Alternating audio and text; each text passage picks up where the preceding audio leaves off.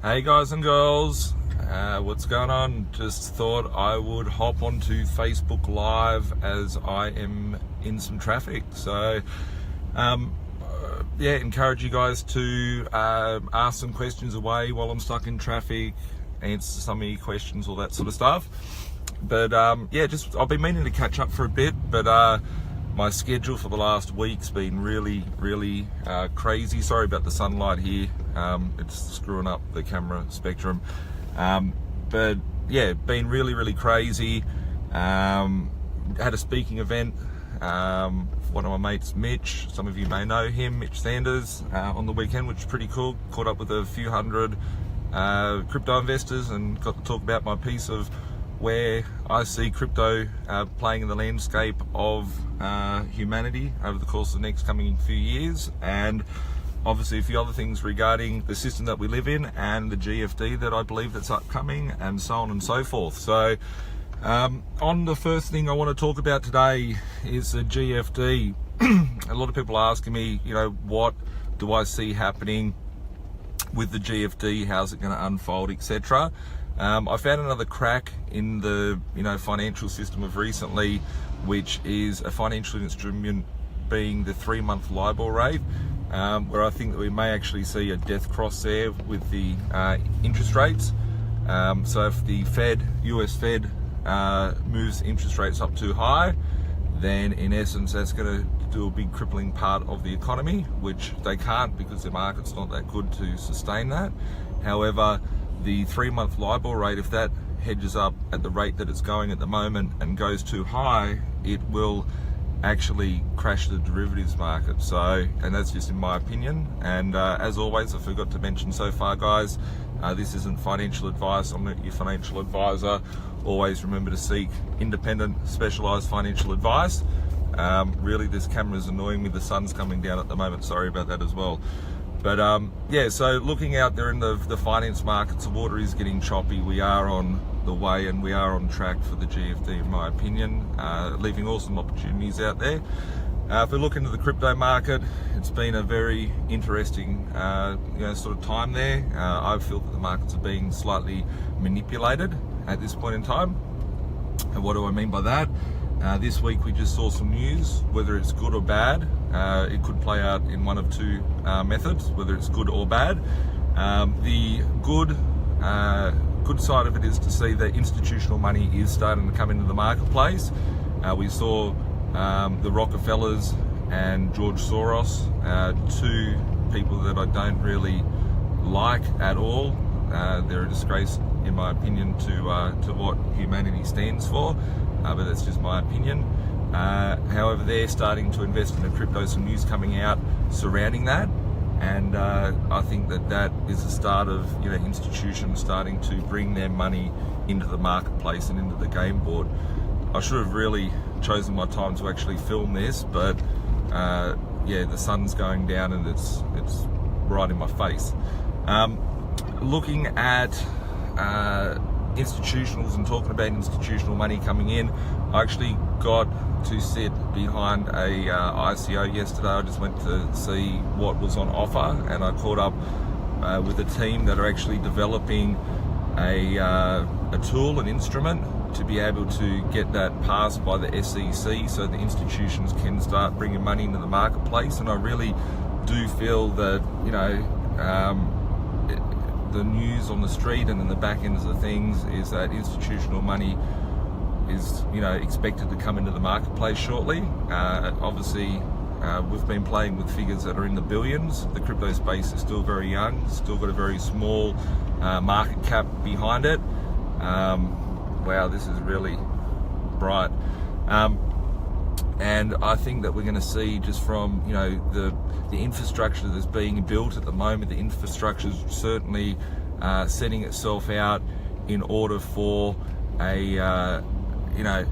is being built to allow for institutions to start investing in the marketplace. So I'm pretty excited to witness that. Obviously there's been some very different times and different changes over the years when it comes to crypto and blockchain and the actual markets. If we look at the market in a whole, we've got about 8 billion people on Earth. about half or 2/3 of that live on less than $2 a day. And I just noticed here, pull the visor down. If I pull the visor down, it's going to go in front of the camera, so sorry guys. Yeah, as for the people that are in Earth, there's 8-9 billion people that we that are on the planet, and less than 1% know what crypto is and are invested into the crypto space. So I'm really excited just looking at the dynamics of it, and I think I'm still sitting with my view that 2018 we're going to see a lot more money sort of flow in as people get creative in the place, build new technology, build new applications, and obviously push that space along. If we can see institutional money on, I don't think we're talking billions anymore.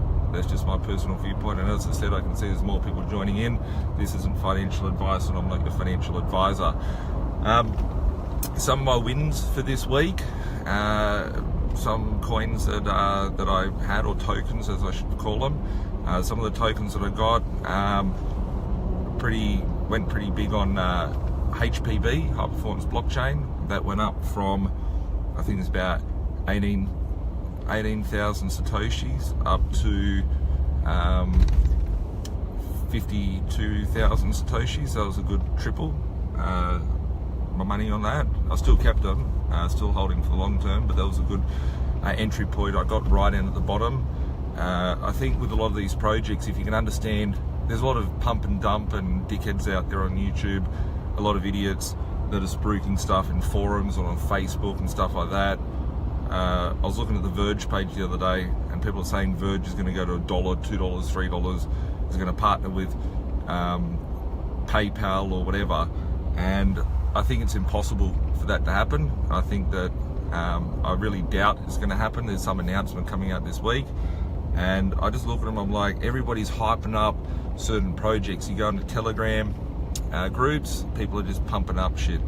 You go onto Facebook, into the groups of the coins, and all they're thinking about is Lambo and Moon, and I think a lot of them, from what I've observed, are more of the shit sort of cheapy sort of coins. I bought a lot of Verge back in the early days where it was at a fraction of a cent, so I had a lot of Verge and I did well out of that. I think it was like 0.01 of a cent, so like 10% of a cent per coin when I picked it up. But I'm not a big fan. I don't see how it can go up. If it was to go up to $1, it would be probably worth more in market cap than Bitcoin, and that's impossible. Well, nothing's impossible in this place, should I say. But I think information, being able to get the right information out there's a lot of people out there spruiking shit, spruiking their wares, and trying to pump certain projects. And yeah, this is something that is really relevant where you get your information sources from. So a lot of the time I actually speak to CEOs of certain projects and the actual main people. I like to build communities, build networks, and be able to speak to the people that are in charge of the projects to get a greater understanding of the team that's actually behind them and the actual rollout of what they're doing. So on that front, that's where I get my sources from. That's how I know how to I'm just trying to read an article here. Yeah, I'll get onto that in a sec, Rob. Yeah, so basically looking at the actual projects that are out there in the marketplace, you want to get your sources from reliable sources, and obviously I just saw fundamentals come up on my screen. That is correct. There's so many shit projects, so many people that are in pump and dumps, so many people that are expecting impossible, the laws of physics that are obviously not applicable to them when they're actually sort of doing their numbers and their feasibility on it. So but yeah, this week here obviously Verge went up a fair bit, and a lot of people actually look at the price of the coin is down. For me, I don't even trade in dollars anymore. I fucking hate dollars. They're good because they're gonna be hyperinflated away soon, in my opinion, obviously. But when it comes to actual dollars, I like to trade in satoshis. And looking at some of the coins, right, they're actually at their all-time highs or close to their all-time highs when you actually trade in the Bitcoin value. So for example, Verge, I think that was at its high at 16,000 or 1,616,000. 1,600 sats in January when it hit its all-time high. If we look at it now, I think it hit 1,300 the other day, so it was almost at its all-time high figure again. So if you're looking at it from a trading perspective, there's opportunities out there, and I try and, if it's not a market where everything's just going up organically, you've obviously got to manufacture your profits, and trading is one of those sort of things. High performance blockchain, Verge have been the things that I've been playing on this week, and there's other opportunities out there. If we look at today's market, EOS has obviously gone up quite a lot. It went up 50% just overnight. I think that's based on the Dawn 3.0. However, there's a delay. I actually saw a video from someone who was at the launch of the Dawn the other day, and it looked like a pretty cool event, and it's on track. So very exciting project there. Me talking about these coins, I don't recommend these coins. I don't have a view on them. There are coins out there, there are tokens out there. Obviously, do your own research. I picked up EOS very, very cheap. I don't buy EOS anymore, but I still believe it's a very good project, and I think it's got a big sort of future ahead of it. How high it goes, that's up to the market to decide, and that's the wonderful thing about having crypto. It's a free market and can't be manipulated with other financial instruments like other markets have. So just on that front, I'm going to maybe answer some of the questions that you guys are pushing through. I've got a question here: which car am I in? I am in my G63. Lucky, that's the car I'm in, the G-Wagon. It's bulletproof, not bulletproof, but it's pretty good. It's my favourite car.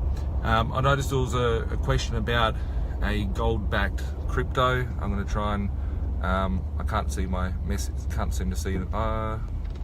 Just going through the messages here. Did you watch the Coins On teaser clip on YouTube? The crypto marketplace is going to be huge when the GFC hits peg to a gram of gold. Worth a look. Look, I'm a very avid investor into precious metals and alternative sort of investments. I've owned a lot of precious metals over the years and continue to do so. I had someone ask me today about on Facebook about specific mining coins, some tokens that represent mining organizations out there. I like to hold everything I buy physical, so if I can't hold my miners, I don't want to own a token in a pool of token holders, pool of mining. I don't invest in mining contracts, and I don't invest into ETFs or any sort of crypto gold. Crypto is crypto, and precious metal is precious metal, and IT is IT. So that's why I like to own my physical assets. You can't trust it. It can be manipulated. It may be good.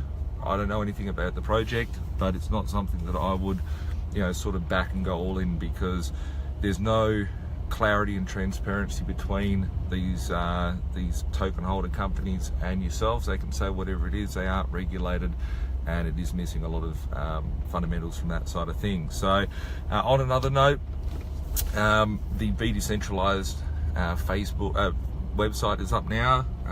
It is very slow, it is very clunky from a beta side of things. There is some info in there, a little bit about why I'm into crypto and stuff like that. The site is very slow. Maybe just go and have a look at it, let me know what you guys think of it.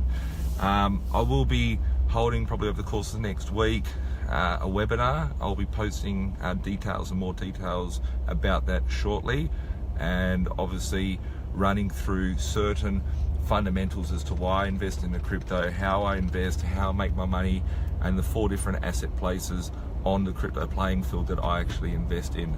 I'm just having a look here. Last question: what effect do you think the US crash have on crypto, and also market looks like another drop? Do you agree?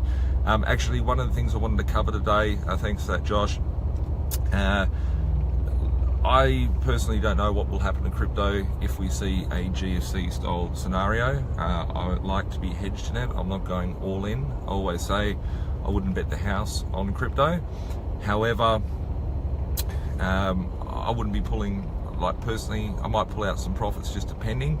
I plan on leaving it in there and as a bit of a wait and go strategy, but that's me. I think that crypto will probably take a beating, but I can't be too sure of that. I will be spreading my money personally across the playing field, obviously having surplus amounts of cash, keeping my properties. From a property front, a lot of people keep asking me, what am I going to do throughout the property market? I quit my job in the GFC. I used property as a financial instrument to quit my job in 2009 from the workforce at the age of 24.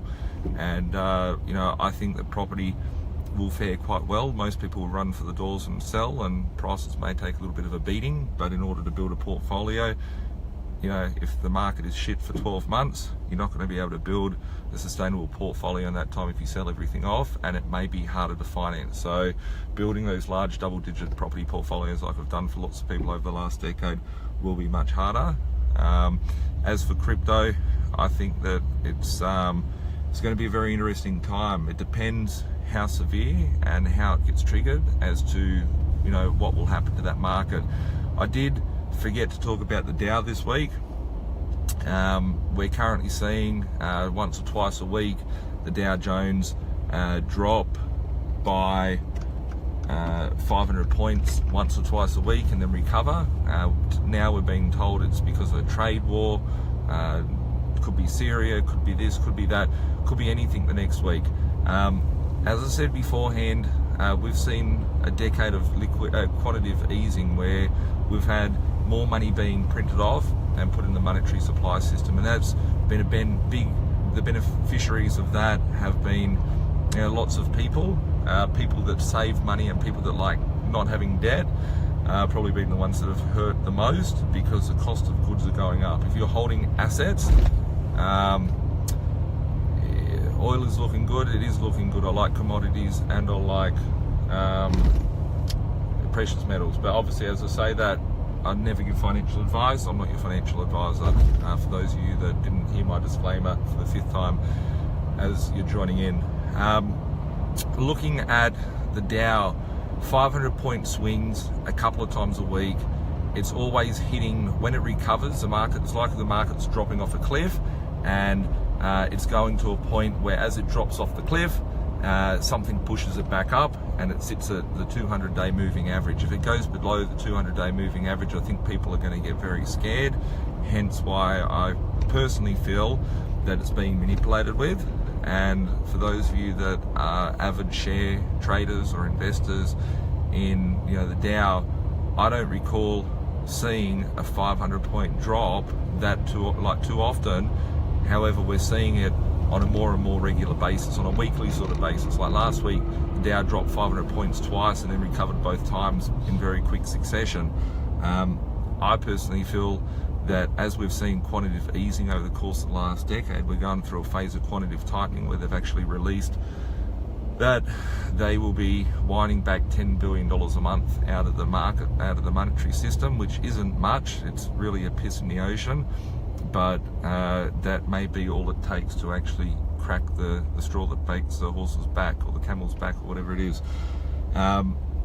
If they're removing $10 billion a month, in the start of February it turned to $20 billion per month, and the start of May, I believe, do your own research, never trust anything I say, and look it up on Google, but I believe it's the start of May that it moves into the $20 billion a month tightening phase, and you'll be seeing $20 billion a month, $30 billion a month, come out of the market for the following 3 months before it goes to $40 billion a month being removed, and then to $50 billion a month, I think, starting as of the 1st of November. So very, very, very interesting times out there.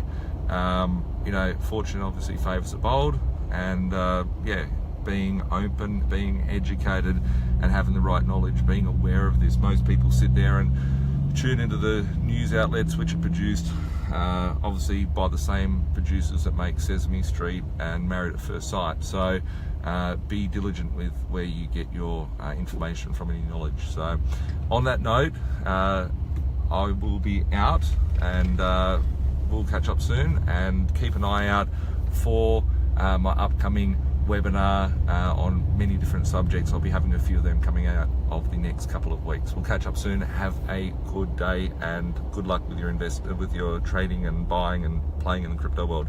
Once again, finally, not your financial advisor. None of this is financial advice. Always seek independent third party investment advice on your situation. Have a great day.